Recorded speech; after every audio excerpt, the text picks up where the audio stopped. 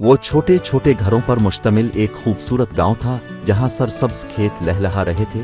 सुबह शाम मुख्तलिफ परिंदों की सुरीली आवाज़ से नगमगी फैल जाती, फूलों की खुशबू फिज़ा को मज़ीद मुअत्तर बना देती। फिर शायद इस खूबसूरत गांव को किसी की नज़र लग गई। चोरी और डकैती की वारदातें तवातुर से होने लगीं। लोग उन वारदातों से तंग आ चुके थे, मगर इस मसले का हल नहीं मिल रहा था। पुलिस ने भी कोशिश की मगर नाकाम रही। वो चोरी और डकैती करके फौरन गायब हो जाते, कोई ना कोई उनका शिकार बन ही जाता था।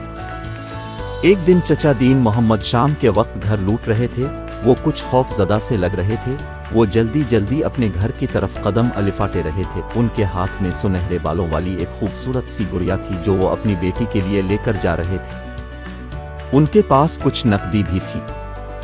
अभी वो पगडंडी पर ही थे कि झाड़ियों में सरसराहट हुई। वो खौफजदा नजरों से चारों जानिब देखने लगे, मगर उन्हें कोई नजर ना आया। अंधेरा भी बहुत हो चुका था। अभी वो 2 कदम ही चले थे कि किसी ने पीछे से उन पर छलांग लगाई।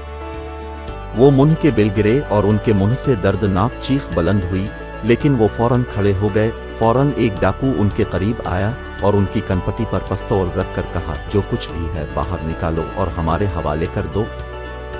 जब चचा गिरे थे तो उनके हाथ से गुड़िया कहीं दूर जा गिरी थी। उन्होंने नकदी डाकू के हवाले कर दी। नकदी उनके हवाले करने के बाद चचा घर आ गए।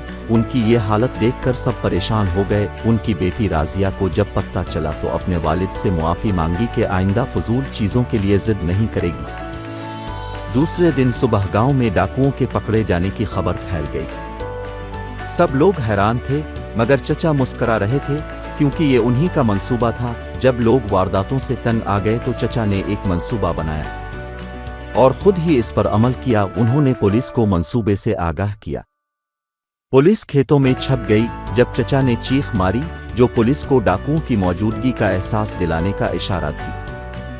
पुलिस ने डाकुओं को पकड़ लिया। इस बहादुरी पर चचा को पुलिस के महकमे की तरफ से बड़ा इनाम मिला। इसके साथ ही हुकूमत ने बेटी की तालीम का खर्च भी अलिफाटे लिया। चचा की बहादुरी की वजह से गांव के लोगों को भी चोरी से निजात मिल गई और साथ ही उनकी बेटी का मुस्तकबिल भी सांवर गया।